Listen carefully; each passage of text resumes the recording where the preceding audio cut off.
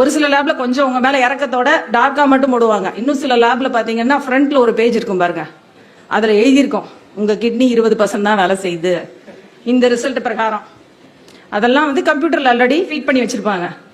உங்களுடைய லிவர் 50% தான் வேலை செய்யுது, இந்த டெஸ்ட்லாம் ராங்கா இருக்கு, இப்படி வரிசையா இருக்கும். வரும்போதே டென்ஷன்ல அப்படியே மேடம் நான் என்ன பண்றது தெரியலையே அப்படின்ட்டு வருவாங்க. ஆக்சுவலா பாத்தீங்கன்னா ஒரு டெஸ்டோட ரிசல்ட் 25ல இருந்து 40 நார்மல் அப்படின்னா 40.1 அப்படின்னா அது ஹைலைட் பண்ணிடும். ஏன்னா அது கம்ப்யூட்டர். 40.1 இல்ல அந்த 25 நார்மல்ன்றது 24.9 நார்மல்ன்றது நான் சொல்லுவேன் டாக்டர், பட் கம்ப்யூட்டர் சொல்லாதுல்ல. இப்படிதான் இருக்கும் அந்த ரிசல்ட்ஸ் எல்லாமே. பாத்தீங்கன்னா எல்லாமே 0.2 0.3 இட்ஸ் வேரியேஷன். ஒரு லேபுக்கு இன்னொரு லேபுக்கு வேரி ஆகும். டெக்னீஷியன் டெக்னாலஜி சிலது பாத்தீங்கன்னா யூனிட்ஸ், ஒரு இது வந்து மைக்ரோகிராம்ல இருக்கும், ஒன்று வந்து நானோகிராம்ல இருக்கும். இங்க 45 நார்மல்னு சொன்னாங்க டாக்டர், போன தடவை டெஸ்ட் எடுத்தா இந்த தடவை 75 அப்டாமல்னு அப்படின்னு கேட்பாங்க. பார்த்தா அது மைக்ரோகிராம்ல இருக்கும், இது வேற யூனிட்ல இருக்கும்.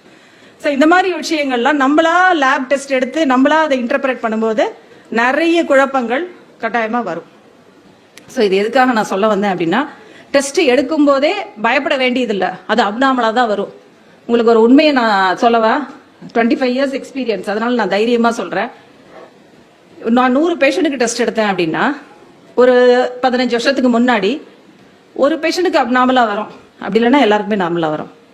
இன்னைக்கு நான் 100 பேருக்கு டெஸ்ட் எடுக்கிறேன்னா இன்னைக்கு ஒன்றும் நாட் பேட், மேபி ஒரு 5 பேர் 6 பேருக்கு அப்நார்மலா வரலாம், மிச்சம் இருக்கிற 95 பேருக்கும் நார்மலா தான் வரும். ஆனா இந்த 100 பேருமே அப்படியே பயந்து நடுங்கிட்டு இருப்பாங்க. ரிசல்ட் என்னாச்சு டாக்டர், ரிசல்ட் என்னாச்சு டாக்டர், நீங்க சொல்ற வரைக்கும் எனக்கு ரொம்ப டென்ஷனா இருக்கு.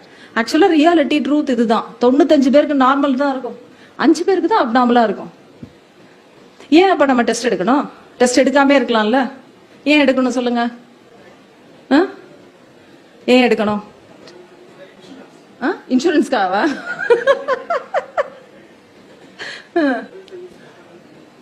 Prevention is better than cure.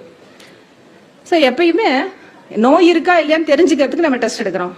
நம்ம நல்லா இருக்கோம்னு கன்ஃபார்ம் பண்ணதுல அந்த டெஸ்ட் நெகட்டிவ்னா அது ஏன் நம்ம நினைக்கிறதே கிடையாது. ஏன்னா நம்ம ஆட்டிடியூடே அப்படிதான். ஒரு கல்யாணத்துக்கே போவோம், எல்லாரும் நம்ம கிட்ட நல்லா பேசுவாங்க, ஒரே ஒரு அம்மா மட்டும் வேணும் மூஞ்சி திருப்பிட்டு போகும். வீட்டுக்கு வந்து அந்த அம்மா நீ மூஞ்சி திருப்பிட்டு போச்சு.